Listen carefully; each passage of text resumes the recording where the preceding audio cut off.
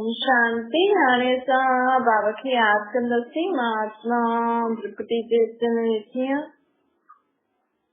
निराकार रूप में बाबा खे यादि करे मन में कोई भी ॻाल्हि हुजे बाबा खे ॿुधाए छॾो।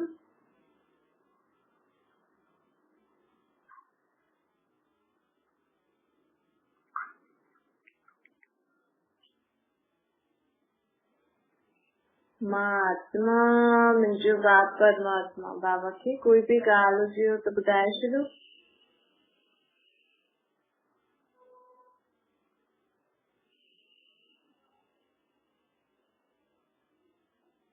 ओम शांति। हेॾे मिठा मिठा शिव बाबा ब्रह्मा जे तन द्वारा चवनि था, मीठे मीठे वार बाबा जी चवनि था, हेॾा होॾा वेही करे, हेॾे होॾे वेही करे, हेॾे होॾे फोन करे, फालतू ॻाल्हियुनि में पंहिंजो टाइम वेस्ट न करो।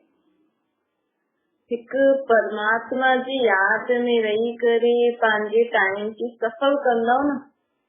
परमात्मा जी यादि मतलब ये ना कि सॼो ॾींहुं हुनजी महिमा करो, पाठ करो, गीत ॻायो, हुनजी आरती करो, जाप जपो। परमात्मा जी यादि मतलब हुन सां ॻाल्हायो। हेॾे होॾे माण्हुनि सां ॻाल्हाए करे समय वेस्ट कंदा आहियो, आत्मा जी एनर्जी भी घटि थींदी आहे, टाइम भी वेस्ट थींदो आहे, कोई सोल्यूशन भी न मिलंदो आहे, आत्मा की शक्ति भी न मिलंदी। तो बाबा चए तो, अगर तव्हां की कोई भी जीवन में ॻाल्हि मन में अथव, कहिड़ी भी ॻाल्हि, त माण्हू न हिक ॿिए सां डिस्कस कंदा आहिनि न, त हुनजे बदिले तव्हां परमात्मा खे यादि करे हुन सां ॻाल्हायो। पहिरियों त असांखे पतो न हुयो केरु आहे, किथे रहंदो, हाणे त पतो आहे न, एड्रेस पतो लॻी वई। पहिरियों एड्रेस न पतो हुयो त बुद्धि हेॾे होॾे भटकदी हुई न। हाणे एड्रेस भी पतो आहे, परिचय भी पतो आहे, संबंध भी पतो आहे, त जॾहिं भी कोई ॻाल्हि मन में हुजे न, तो तुरंत खुद की आत्मा समझी परमात्मा की निराकार रूप में याद कजो। 00 नंबर मिलाइजो, फोन न मिलाइजो। न कि माण्हू कम भी कंदा रहंदा आहिनि, फोन ते भी ॻाल्हाईंदा रहंदा आहिनि, त तव्हां कम भी करो। बाबा थोड़ी त मूंसां ॻाल्हाइण लाइ वियो, मथो ॾको, हथ जोड़े करे वियो। बाबा तो चए तो कर्म कंदे हुए भी 00 नंबर मिलाया, मतलब मां आत्मा बिंदी, मुंहिंजो बाप बिंदी। परम धाम में परमात्मा की यादि करे हुन सां ॻाल्हियूं करो, कहिड़ी भी ॻाल्हि सां। तो जॾहिं असां हुन सां ॻाल्हियूं कंदा आहियूं न, हुनखे ॿुधाईंदा आहियूं न, त परमात्मा असांजी बुद्धि में सम्झ भी ॾींदो आहे, शक्ति भी ॾींदो आहे हुन ॻाल्हि सां मुक्त थियण लाइ। सभिनि खां बाबा चए तो वॾी ॻाल्हि आहे, बाबा ॾाढो सहज तरीक़ो तो ॿुधाए। जीअं भाई ॾिसो, कोई तव्हांखे सुबुह जो कमु ॾे, भई तव्हांजे घर जो कोई वॾो आहे, तव्हांखे चई ईअं भाॼी ठाहिजां, एतिरो लूणु विझां, एतिरी भाॼी कटे करे विझजां, ईअं विझजां, ईअं सभु कजां। तव्हां एक्सीडेंट उहो ई करे करे ठाती ऐं उहा भाॼी ख़राब थी वई, मतलब टेस्ट सुठो न थियो, त तव्हां चईंदा न भई मूंखे त हुन जीअं हुननि चयो मां त चई ठाहे करे ॾिनी थी मां, हाणे जहिड़ी भी ठही सम्झ छा मतलब, बोझ ख़तम थी वेंदो न। भई वॾा ॼणा मन त चयो भई, त उहो विच में ॾिसी भी पिया वञनि कि कीअं ठाहे थी, सही ठाहे थी, त तव्हांजे मथां बोझ ईंदो। केॾा नंढा थी वेंदा आहिनि न, भई उन्हनि चयो, उन्हनि ॾिठो भी, हाणे ग़लति थी वियो त असां छा करूं।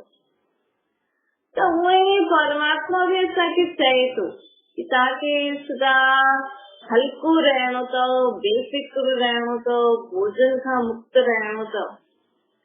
त सिर्फ़ हिकु नंढी ॻाल्हि करो, रोज़ सुबुह जो उथी करे सॼो ॾींहुं जेको कर्म करणो आहे न, उहो परमात्मा खे ॿुधाए छॾो भई अॼु तव्हांजे घर में तव्हांजे ॿारनि जे लाइ ईअं करणो आहे, तव्हांजी धीअ जे लाइ ईअं करणो आहे, तव्हां ॾिसो कीअं करणो। लेकिन विच विच में यादि करणो अथव तव्हांखे, यादि न कंदव पोइ उहो जिम्मेवारी न खणंदव। विच विच में ध्यानु ॾी, पंहिंजे खे आत्मा सम्झी परमात्मा खे निराकार रूप में यादि भी करणो, कि भई ॾिसो ये कम मूंखां वो कराए थो। पोइ राति जो या जॾहिं बि जो कमु पूरो थियो, सुठो थियो न थियो, पोइ परमात्मा खे ॾेई छॾिजो। भई तव्हां चयो, तव्हांखे यादि कयो, हाणे बिगड़ियो या सही थी वियो तव्हां ॼाणो। ऐं छा थींदो, पोइ असांजे मन में कोई अहिड़ा वहिड़ा वीचार बि न ईंदा।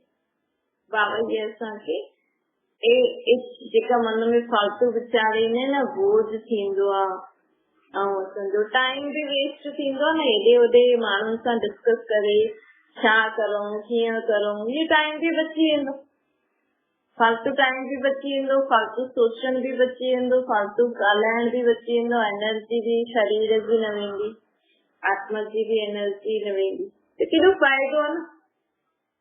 ॾिसो नंढो माण्हू चईंदो न, नंढो ठाहिण ॾाढो सुठो आहे, भई बोझ न हूंदो आहे। बाक़ी त नंढे माण्हू खे माण्हू चईंदो इहो बि कमु कर, इहो बि कमु कर, मना न करे सघंदो, पर बोझ खां त फ्री रहंदो आहे न। त बाबा चए थो उहो बि नंढनि खे बि जीअं अगरि उहा सुठी रीति मञी करे हा हा कंदा आहिनि त उन्हनि खे माण्हू ज्यादा तंग बि न कंदा आहिनि, उन्हनि जी मदद बि जास्ती कंदा। त बाबा चए थो ईअं तव्हां हाणे नंढा थी वञो ऐं मां तव्हांजो वॾो पीउ तव्हां सां गॾु आहियां, इहो सदा यादि रखो जीवन। त असांजी फालतू ॻाल्हियुनि में टाइम वेस्ट बि न वेंदो, ज्यादा बोझ बि न अनुभव थींदो। भई तुंहिंजो करे सघंदासीं न, मुंहिंजे खे तुंहिंजो करे सघंदासीं।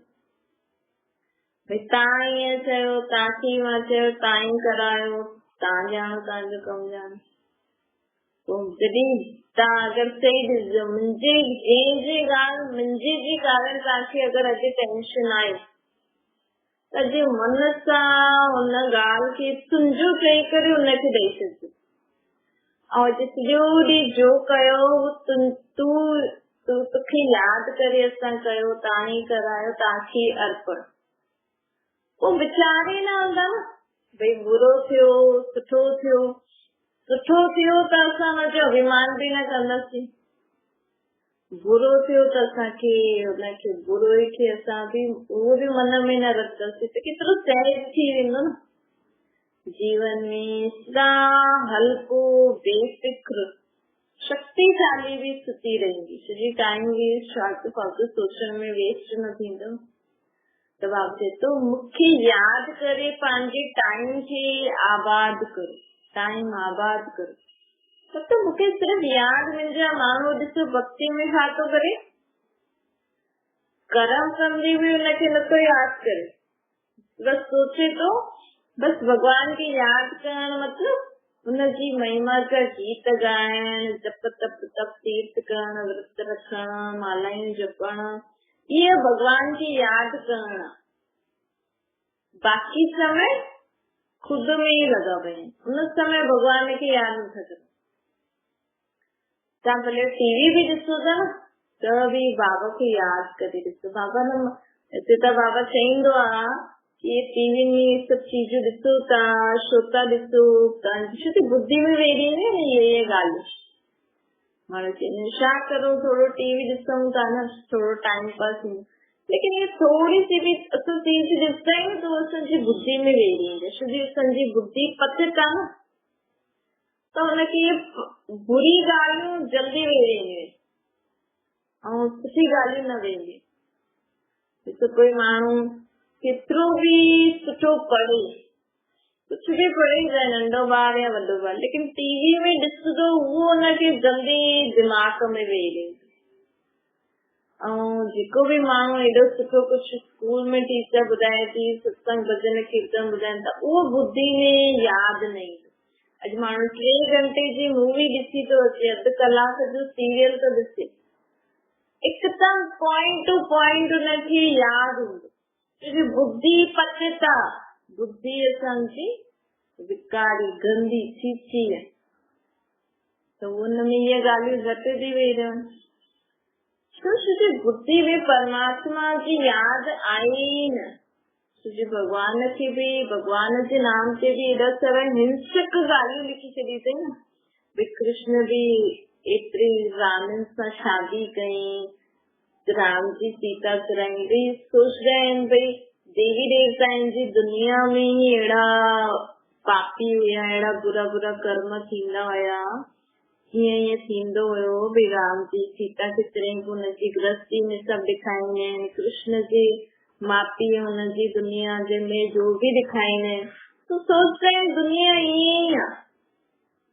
तो कोई सुठी ॻाल्हि ॾेखारे न कि भई दुनिया में सुख शांति खुशी सदा हीअं रहे, वो सोच रहे हैं ये तो कल्पना वालो, ये थी न सकतो, दुख तो जीवन में आए ही थे, ये गड़बड़ी करण वारा माण्हू तो हूंदा ही है। कोई एग्जाम्पल ॾींदा आहिनि देवी देवता आहिनि जो भी उन्हनि जे जीवन में भी ईअं थियो हुयो न, असांजे गुरुअनि सां भी ईअं थियो हुयो न, उन्हनि ते भी त केॾा अत्याचार थिया।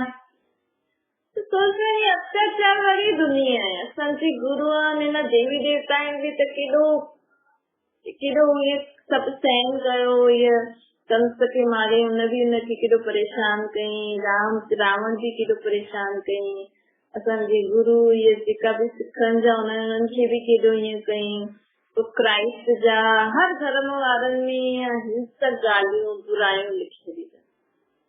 तो सोच रहे हैं टीवी सीरियल मूवी में जो लड़ाई झगड़ा ये सब ॻाल्हियूं दिखाइनि था न, ये सब सही है, तो बुद्धि में जल्दी वेही थी रहे। परंतु हाणे बाबा असांखे अहिड़ी ॻाल्हि ॿुधाइण आयो आहे, एॾो ज्ञान ॾियण आयो पूरी सृष्टि जे बारे में कि ये ज्ञान बुद्धि करे समझी करे जीवन में धारण करे पंहिंजी बुद्धि में विहारनि कि हाँ भाई बरोबर ये ॻाल्हि सही था चवनि, ये असांजे पीउ असांखे ॿुधाए थो। हुनजे लाइ असांखे निश्चय खपे। जंहिं समय असां इहो निश्चय करे वठंदासीं न, हा भाई मां आत्मा आहियां, मुंहिंजो पीउ परमात्मा निराकार आहे, ऐं जॾहिं खां असां परमात्मा खे निराकार रूप में यादि करणु शुरू कंदा आहियूं न, त परमात्मा जी शक्ति सां असांजी मन बुद्धि संस्कार स्वच्छ थींदा आहिनि। असांजी बुद्धि सोने जो बर्तन थी वेंदो, असांजो मन मंदिर जीअं थी वेंदो। भक्ति मार्ग में ॻाईंदा भी आहिनि मन मंदिर हुजे, चईंदा भी आहिनि मन जी भावना सुठी हुजणी खपे, मन जा वीचार सुठा हुजणा खपे, मन सां भगवान खे यादि कयो। चईंदा आहिनि छो जे मन शुद्ध हूंदो, मन में सुठा वीचार हूंदा, बुद्धि सुठी हूंदी, बुद्धि सोने जी बर्तन हूंदी, त ही त परमात्मा जी यादि थिए थी। आहे त न, लेकिन जीअं जीअं असां यादि कंदा रहंदासीं न, त असांजी बुद्धि जो सोने जो बर्तन स्वच्छ थींदी वेंदी। पोइ परमात्मा जेको ज्ञान ॾे थो न, जेकी सम्झ ॾे थो दुनिया जे बारे में, उहो असांजी बुद्धि में वेही रही। पोइ दुनिया वारा जो असांखे ॻाल्हियूं चवनि था न, हिंसक लड़ाई थी, उहो सभु बुद्धि मां निकिरी वेंदी। ऐं पोइ हुन अनुसार ओड़ा कर्म भी थींदा परमात्मा जी श्रीमत अनुसार, तो संस्कार भी बदलजी वेंदा। हाणे बाबा चए थो सदा मूंखे यादि करो, अंतर्मुखी ठही करे यादि करो। माण्हू दुनिया में माण्हू सोचदा आहिनि अंतर्मुखी मतलब हिकु कोठी में वेही रहो, अकेला वेही करे जाप जपो, बसि अंदर ही अंदर अखियूं बंदि करे वाहिगुरु वाहिगुरु ईअं जपो, कृष्ण कृष्ण जपो। ये अंतर्मुखता न थींदी आहे। अंतर्मुखता मतलब सभिनि दुनिया में रहंदे हुए, कर्म कंदे हुए भी खुद खे आत्मा समझी परमात्मा सां गॾु हुन सां पंहिंजो बुद्धि जोड़े करे तव्हां कर्म करो। ॾिसो तव्हां अखियुनि सां ॾिसो था, ईअं सोचो कि मां आत्मा हिन अखियुनि सां ॾिसां थी। चश्मो पातल हूंदो आहे, सोचदा आहियूं न भई मां ये अखियूं हिन चश्मे द्वारा ॾिसनि थी, त उहा अखियूं नथी ॾिसनि, ये मां आत्मा हिन अखियुनि द्वारा, अखियुनि जे मथां बि हिकु चश्मो लॻल आहे, हुन द्वारा मां आत्मा थी ॾिसां। मां आत्मा हिन मुख द्वारा ॻाल्हायां थी, मां आत्मा हिन कननि द्वारा ॿुधां थी। इन सां खाली न जॾहिं तव्हां इहो अभ्यास कंदा आहियो न कर्म कंदे हुए, त इहा थींदी आहे अंतर्मुखता। पोइ अगरि असां ध्यानु ॾींदासीं कि मां आत्मा आहियां, त असांजो पीउ परमात्मा बि यादि ईंदो असांखे। पोइ जॾहिं असां आत्मा भई मां आत्मा ईअं ॻाल्हायां थी त कंहिंखे बि कुझु चओ न, हुन खां पहिरियों 1 मिंट 1 सेकेंड लॻंदो न, भई मुंहिंजी आत्मा खे इहे सम्झ आई आहे, इहे वीचार आयो आहे, मां आत्मा हिन आत्मा खे चवां थी, मां आत्मा खे अॼु सॼो ॾींहुं छा करणो आहे, सुबुह सुबुह जो परमात्मा खे चई करे भई अॼु सॼो ॾींहुं इहे करणो आहे तव्हांजे घर में, तव्हां मूंखां कराए, ये चई करे परमात्मा जी याद में रही करे कर्म करो। आत्मा विच में ध्यान ॾियो कि मां आत्मा परमात्मा सां गॾु करां, त इहा अंतर्मुखता थींदी। भई मां आत्मा उन आत्मा खे अहिड़ा बुरा शब्द चया, अगर असां इहे ध्यान सां सोच रहे न त आत्मा खे सुठो बि न लॻंदो। कॾहिं कॾहिं माण्हू उल्टा सुल्टा शब्द हिक ॿिए खे चई छॾंदा आहिनि न, पोइ वीचार कंदा आहिनि, पोइ चईंदा आहिनि हा मां पोइ थोरो सोचियो त मूंखे थियो मां सुठो ठीक रीति न ॻाल्हायां। जी तव्हांजी आत्मा सोचे,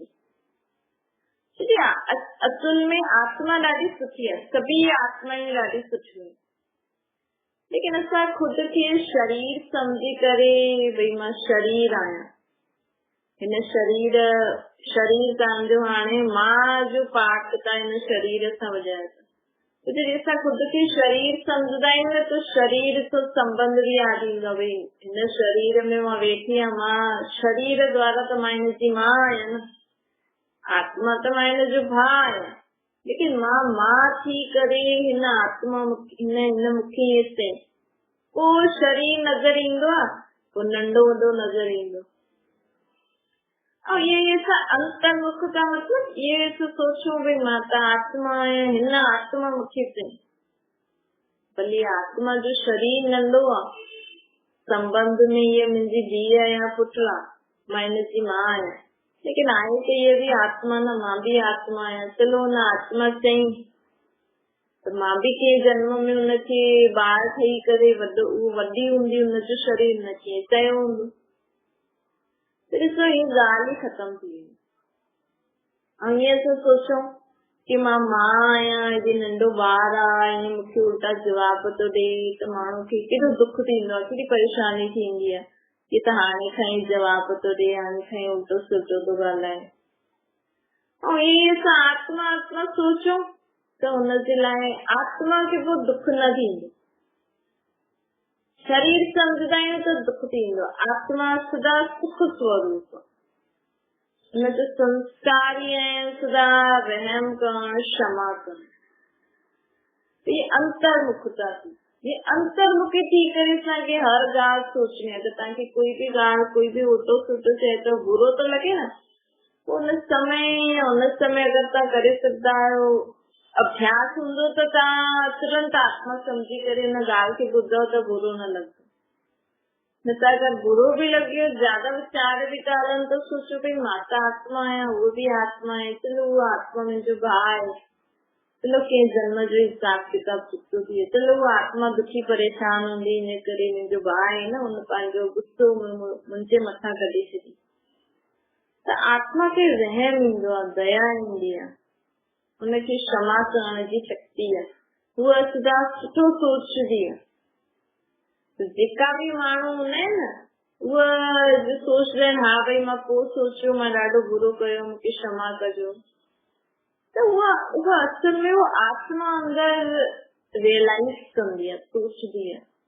हुन माण्हुनि खे पतो न आहे न आत्मा त खुद खे शरीर ई सम्झी वेठा आहिनि, त माण्हू चवंदा आहिनि केॾो सुठो माण्हू आहे, लेकिन हुनजी आत्मा सुठी आहे, सभिनि जी आत्मा सुठी आहे, लेकिन कोई आत्माभिमानी थी करे सोचदो आहे, कोई न सोचदो आहे, कोई ॿाहिरां शरीर सम्झी करे सोचदो आहे त पोइ दुखी परेशान थींदो आहे, हुनखे गुस्सो ईंदो अथसि।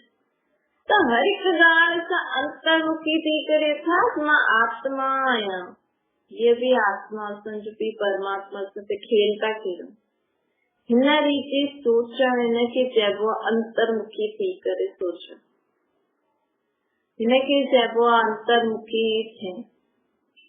हाणे अंदर जो आत्मा आहे उहा ॾाढी सुठी, लेकिन हाणे आत्मा चए थी मां त ॾाढी सुठी आहियां, लेकिन मूंखे शक्ति न आहे, गुण न आहे, सम्झ न आहे, त हिन करे घड़ी घड़ी पंहिंजे पीउ खे सत्ती करे। हे परम पिता परमात्मा, कोई चए तो हे अल्लाह, कोई चए तो हे वाहिगुरु, कोई चए तो शिव, कोई चए तो गॉड अंग्रेजी। ये आत्मा पुकार दिया पंहिंजे पीउ परमात्मा। तो छा थींदो, आत्मा खे पुकारे जेकी दिखाइण में नथी ॾे, लेकिन दुनिया में माण्हू खुद खे त देर समझी वेठा आहिनि, भगवान खे भी न अलग अलग रूपनि में फसाए छॾियो। त आत्मा पहुची नथी पाए न मथे ताईं, हुनजी बुद्धि नथी पहुची पाए, तॾहिं त आत्मा एॾे ओॾे भटके थी। अॼु ॾिसो दुनिया में केॾे प्रकार जा माण्हू भटकता आहिनि, कॾहिं हेॾे छो सुख मिले, शांति मिले, खुशी मिले, लेकिन आत्मा की हिन सृष्टि ते केरु ॾींदो सुख शांति खुशी? सभी त आत्मा ई आहिनि, सभिनि खे शरीर आहे, हर शरीर में आत्मा हूंदी आहे, सभी आत्मायूं तमो प्रधान पतित थी वेयूं आहिनि, दुखी थी वेयूं आहिनि। अॼु हर आत्मा खे कहिड़े न कहिड़े प्रकार जो दुख ज़रूर आहे। चाहे वॾा वॾा संत सन्यासी भी हूंदा, उन्हनि खे भी बीमारी जो दुख त आहे न, बीमारी जो दुख, सर्दी गर्मी जो दुख, ॿियो जेका भी माण्हू हिन वटि ईंदा आहिनि उहो पंहिंजो दुख ॿुधाईंदा आहिनि, त हुननि खे भी दुख त थींदो हूंदो न कि भई ॾिसो हिननि सां गॾु ईअं थी।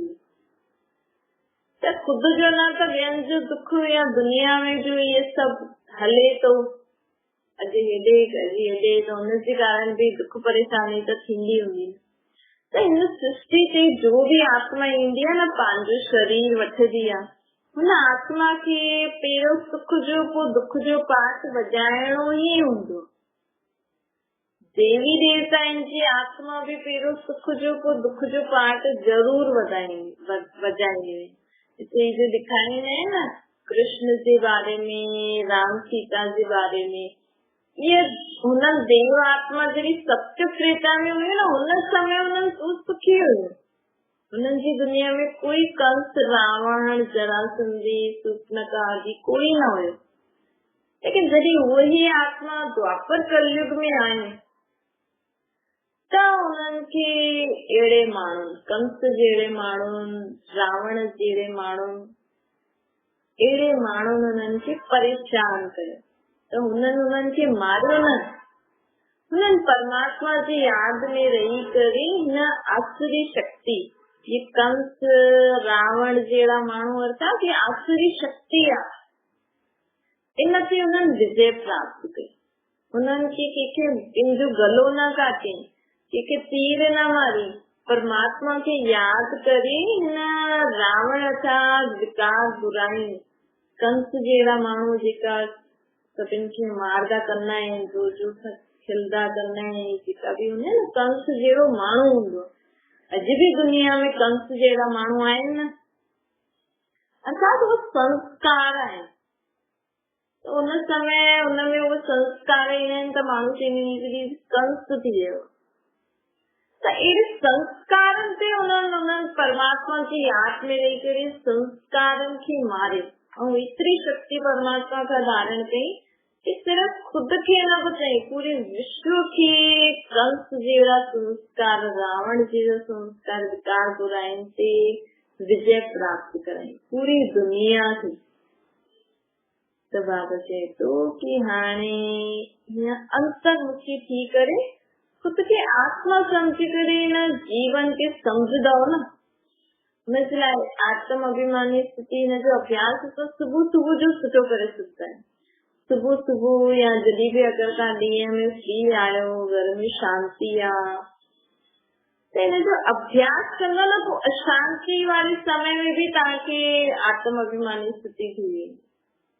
किथे जंगलनि में न वञणो, घर गृहस्थी में रही करे ही असांखे अंतर्मुखता धारण करणी आहे। पंहिंजे खे आत्मा समझी परमात्मा खे यादि करे हर हिक ॻाल्हि खे अंतर्मुखी थी करे सोचो, छा मीठी मीठी सिपले जो बारन छुट्टी माता पिता बाप दादा जो याद प्यार और गुड मॉर्निंग रूहानी बाप की सबे रूहानी बाप की नमस्ते सांझी भी रूहानी माता पिता बाप दादा के याद प्यार गुड मॉर्निंग और नमस्ते वरदान है स्वराज्य की स्मृति द्वारा तूफानन की तोहफो ठाहिण वारा अखंड सुख शांति संपन्न था। भाव थे तो अखंड सुख शांति में संपन्न जीवन जो अनुभव करण लाए स्वराज्य अधिकारी था। आत्मा स्व खुद जे मन बुद्धि संस्कारन और स्थूल कर्मेंद्रियन से राज्य करे तभी असांखे अखंड सुख शांति में संपन्न जीवन जी अनुभूति थींदी।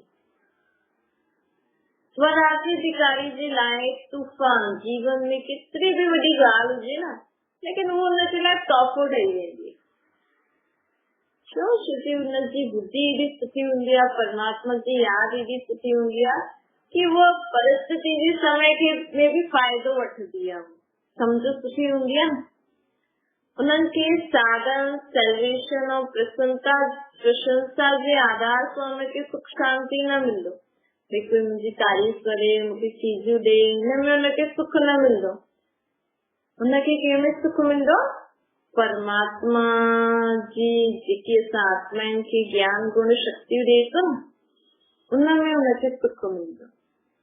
अॼुकल्ह माण्हू इहे सभु चीजूं साधननि सां सुख के यूज करे सुख शांति जी अनुभूति करण चाहे थो लेकिन आत्मा के असली सुख शांति खुशी कॾहिं मिलंदी आहे जॾहिं आत्मा पंहिंजी पी परमात्मा सां मिलंदी आहे तव्हां ॿियो कुझु बि न करो रोज खुद के आत्मा समझी परमात्मा की याद करे निराकार रूप में परम धाम में मथे उन सां ॻाल्हियूं करो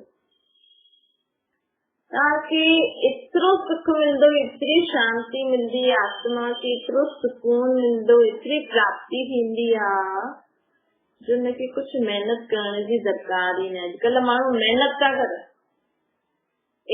व्रत रखदा तीर्थ कंदा जप तप कंदा हेॾे होॾे भटकदा ख़र्च कंदा लेकिन जीअं तव्हांखे जो बि खपे न कुझु तव्हांखे सभु प्राप्त थी वेंदो सिर्फ तव्हां रोज हिकु त कोशिशि थी सघे तो सुबुह जो उथजे भले तव्हां कुझु बि हथ मुंहुं बि न धो उथी करे हिकदमि बेड ते ही वेठा हुजो परमात्मा के निराकार रूप में यादि करे पंहिंजी आत्मा खे पंहिंजी आत्मा सम्झी पीउ ऐं ॿार जो संबंध वो मुंहिंजो पीउ आहे मां हुनजो ॿार आहियां तो सुबुह सुबुह जो तव्हां पंहिंजे ॿार खे उथाईंदा आहियो तो ईअं चईंदा फिर मुंहुं धोई पोइ कंदसि ईअं कंदसि कीअं प्यार सां उथारंदा आहियो न अगरि वो कुझु तव्हांखे चए कुझु ॻाल्हि चए त ॿुधंदा आहियो न पोइ चईंदा न हल उथ उथाणी करिए तो वही शांति सां परमात्मा के सुबुह सुबुह जो उनखे यादि करो उन सां जो बि मन जी ॻाल्हियूं अथव न उनखे ॿुधायो पोइ तव्हांखे जो बि उथी करे करणो हथ मुंहुं पोइ तव्हां वेही करे पोइ उनखे ढंग सां यादि करो तो ताकि जीवन में सब प्रकार से सुख शांति खुशी मिली वेंदी स्लोगन सदा भरपूरता जो अनुभव करणो आहे त दुआयूं ॾियो दुआयूं वठो जीवन में सदा भरपूर रहणो अथव चीजनि सां न आत्मा सदा शक्तिशाली रहे हुनजे लाइ असांखे सदा सभिनि खे दुआयूं ॾियणियूं आहिनि अहिड़ा कर्म करणा आहिनि कि माण्हू असांखे दुआयूं ॾियनि। ओम शांति बाबा की याद करो।